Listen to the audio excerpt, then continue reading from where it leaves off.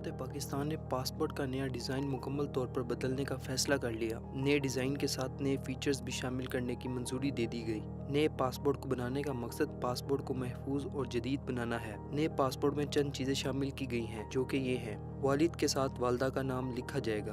पाकिस्तान के चारों सूबों के मशहूर इमारतों की तस्वीर शामिल की जाएंगी, जैसे कि लाहौर का शाही किला, कराची का मज़ार कायद, पेशावर का किस्सा खानी बाजार और कोयटा की ज़्यादा रेजिडेंसी शामिल है।